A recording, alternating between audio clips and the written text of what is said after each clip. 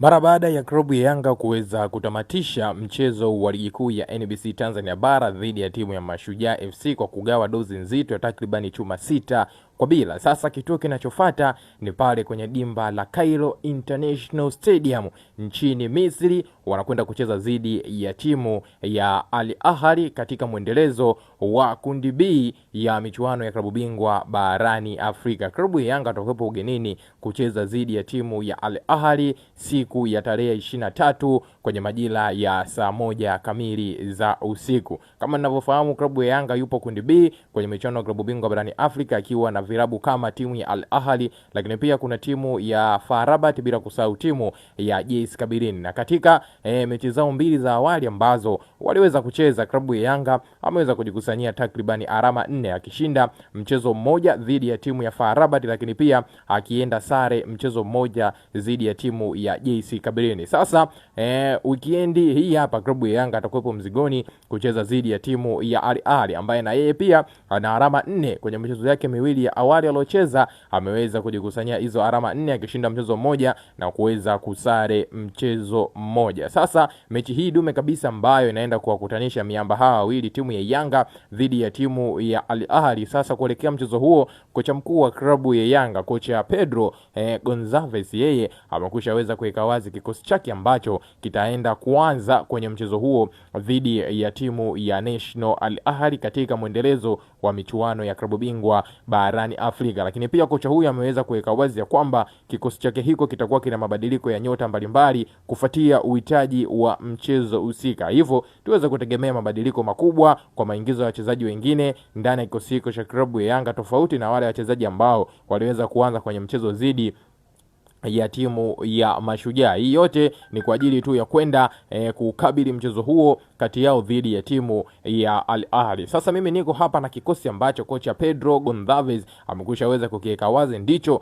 kitakwenda kuanza kwenye mchezo huo kati ya klabu yao dhidi ya timu ya Al Ahly katika hatua ya makundi, mchezo wa mzunguko wa 3. Nitakusogezea moja kwa moja hapa mwanamchezo wangu ili nawe uweze kufahamu ni kikosi gani hicho ambacho kocha Pedro Gonçalves ameweza kukifanyia mabadiliko makubwa kuelekea kwenye mchezo wao dhidi ya timu ya Al Ahly. Lakini kabla sija kusogezea kikosi hiki, naomba nikukumbushe jambo moja na la kimsingi sana mwana michezo wangu. Kama wewe hii ndio mara yako ya kwanza unajiunga nasi alafu bado haujasubscribe channel yetu, basi nikwambie kiukweli wewe ulikuwa unapitwa na taarifa nyingi na zile nzuri za kimichezo ambazo sisi huwa tunakusogezea wewe kila siku kupitia hapa Bongo Vibe TV. Na ili basi usiendelee kupitwa na taarifa zetu zote mpya za kimichezo, cha kufanya sasa hivi mwana michezo wangu, swala ni moja tu ambalo ni jepesi kabisa, kisha unakwenda kusubscribe channel yetu kwa kubonyeza maneno mekundu yaliyo chini ya video hii yaliyoandikwa subscribe, kisha kutani on notification kwa kubonyeza alama ya kengele itakayojitokeza hapo pembeni. Ukishafanya hivyo,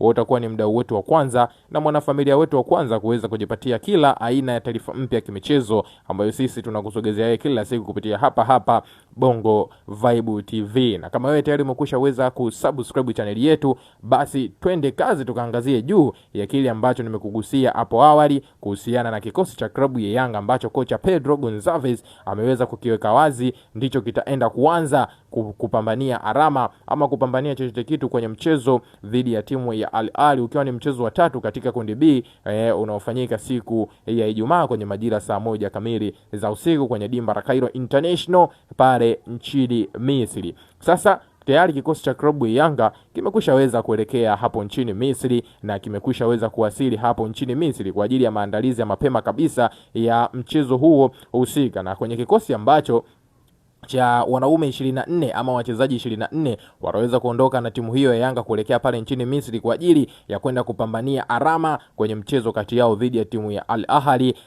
Hapa kuna golikipa Djigui Diarra, lakini pia kuna golikipa Abutwalib Msheri, kuna golikipa Hussein Masaranda. Hao ni wachezaji wa klabu ya Yanga kwa upande wa eneo la milingoti mitatu wanaweza kuondoka na kikosi hiki cha Yanga kuelekea pale nchini Misri. Sasa kwa upande wa mabeki ambao wameweza kuondoka na kikosi cha klabu ya Yanga ambao wameelekea nacho pale nchini Misri, hapa kuna mchezaji Ibrahim Abdullah Baka, kuna Dickson Jobu, kuna Bakari Nondo Mwamnyeto, kuna Frank Yasinki, kuna Izra Patrick Mwenda, kuna Kibwana Shomari, kuna Yao Atola Kwasi, kuna Shedrack Saka Boka, bila kumsahau Mohamed Hussein Zimbwe Junior. Hao ni wachezaji kwa eneo la beki ambao wameweza kwenda na kikosi iko pale nchini Misri. Sasa kwa upande wa wachezaji kwenye ile eneo la kiungo pale kwenye kukata kamba na kutengeneza mashambulizi, hapa kuna mchezaji Mohamed Damaro, kuna Musa Barakonte, kuna Duke Ogiabuya, lakini pia kuna Mudasiri Yaya Abasi, kuna Maxim pia Nzengeli, bila kumsahau bwana mdogo Sheani Ibrahimu, kuna Lasini Kuma, kuna Alani Okero pamoja na Pakome Zuzwa. Hao ni viungo ambao wameelekea na kikosi hiko hapo nchini Misri. Lakini kwa kumalizia na washambuliaji ambao wameweza kuondoka na kikosi hiki kuelekea pale nchini Misri, hapa kuna mchezaji Prince Mpumelelo Dube, lakini pia kuna mchezaji Emmanuel Mwanengo, bila kumsahau La Olindo Maria Depo.